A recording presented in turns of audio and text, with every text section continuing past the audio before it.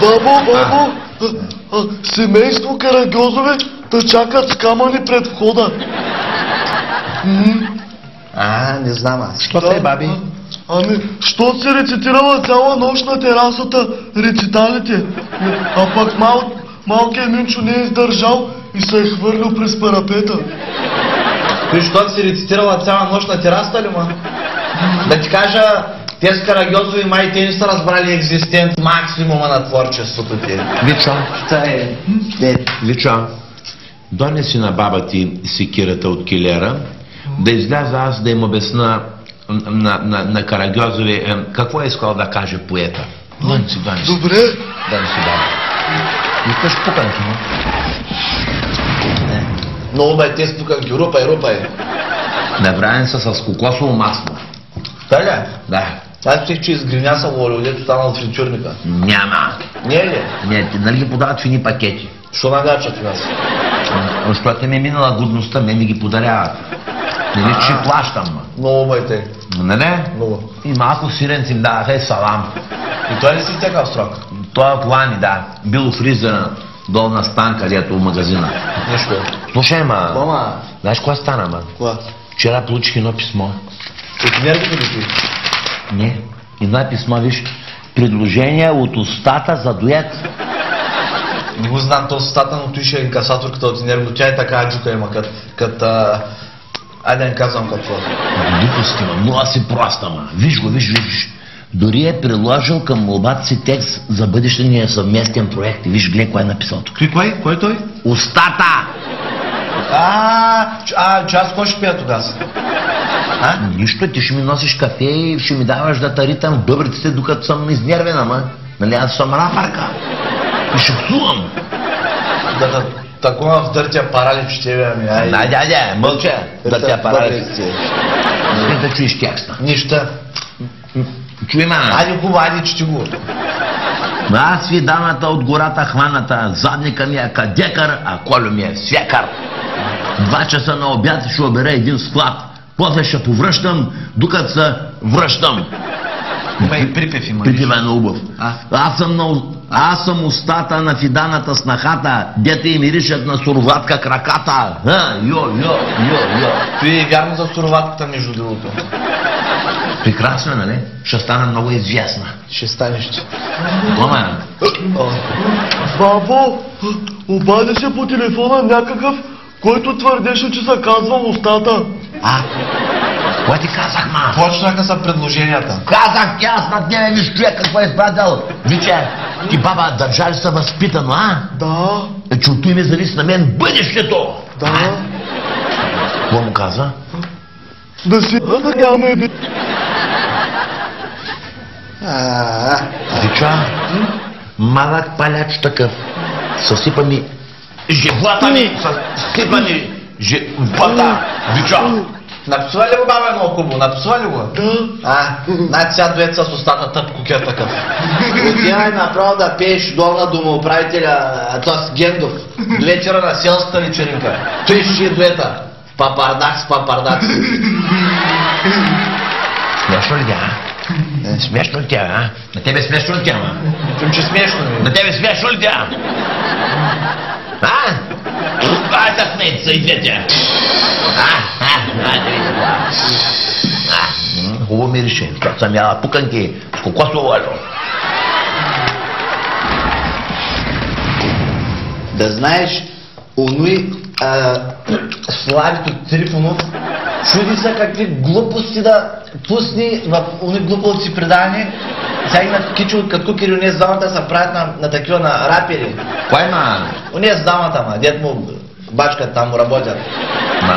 Кой е направил такова нещо? Славито. Уни с голата глава ли, ма? Тъй, И кой направил? облякал ги на маймуни да пеят уж рап, да пеели. Кой ма? Не могат тема. Едното какво е било там, бидона не какво е било, другото не знам си що. Искам да ти кажа, че по-големи рапъри от DJ Дамян Динамит няма. Той верно между другото. Аз съм го слушала. Значи, не знам дали му опят, обаче се стараят момчета. Да. И дават пари. Коя беше там една песен имаш за бабите, ма? Дърта, масол, зърта. Дърта, масол, Зърта. Ето и голяма песен. Значи като се напием, цялата пенсионния клуб, като се напием, значи търкараме се и то Генчо прави хеликоптер на земята, ма си шяса. Стойчо, нали го знаеш? Да. Поздравява жена си всяка събалян с тази песен, ма. И у нас го залива с киселина всяка сутрин. Нищо не стана от него, само плакали. Да знаеш, че зато и се разведахме. Развелиха се. Разведаха се. Той само заради песента е. Между като каза, сетих са Марчето, че е по-надолу, не помниш, ма? Помня. И тя ли пее, ма? Не, там тя не пее. Тя се заела с частен бизнес. Взела партера долу под наем входа, искала да му прави хранителни стоки. Виж колко дълновидно. Марчето в бизнеса. Бизнеса е хранителни стоки. Вярно бе, те ми казаха на мене. Що не отворила? Марчето ли? Да. А що? Докато внасяли инвентара, хламали те взели, че изпуснали кантара и смазали гърба връзки изгяха, ма в паника да те метнали тялото, защото тя колабирала долу при круасаните я фърлили. И те в тлъховете само и чакали. Загризали. Славунке. Язък. Просто беше Марчето, ще ден дава на кредит. 100%. Вичко, добро утро, баба. Що се къпнил, бе, Виче? Какво му е доброто? Мънче ме дебелото черво, като обезумял съм. Ти ли, Виче, пърдя цяла вечер, баби, от като и старван. Значи цялата къща смърдина прокиснала. Знаете, че имам болен стомах. Какво толкова? По толкова ли? Не може да се диша. Обаче по едно време замлъкна, между другото, към 4-4,5, като се развизиряваше. Що те спря да пръцкаш, баби? Подозираш ли ме нещо? Да, те те поглеждам с подозрение. Що спря? Питай ме мен, що спря? Че що спря? То се не издържаше, ма. Додах мисля на думата. На разсъмване събаля се бях подлудила. И не издържам на враг палец с свайтера да спря. Верно ли, ма? На. Не трябва да ги задържам проклетите газове. Сега корема ме е надут като плондер. Тъй. Повече няма да се режеш, разбрали ме? Тъй. Аз и не мога. Не разбирам защо. Верно е, що е, а? Не знам. Няма да кажа. Да знаеш, пак да гледам с подозрение. Няма да кажа. Конкретно тебе. Защото си извадих палеца, Тъй? оплътних цивката с един ковчан царвица. И накрая ме замазах с маджун. И така, я шпакловах. Така, и му турих отгоре, като над дебелата денила, такова теракола така. Значи сега, газове. Ай сега да видиш. Сега ще пръскаш през устата. Виче, сега като спръгнеш баба и фаянсови плочки ще излизат отзади.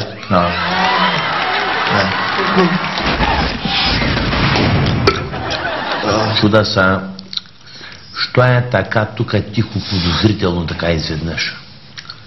Според мен, Вичо може да са обесил. Господ може да ме е чул молбите. Дали? Не знам твоите, ама моите определено ги чу Господ, да знаеш.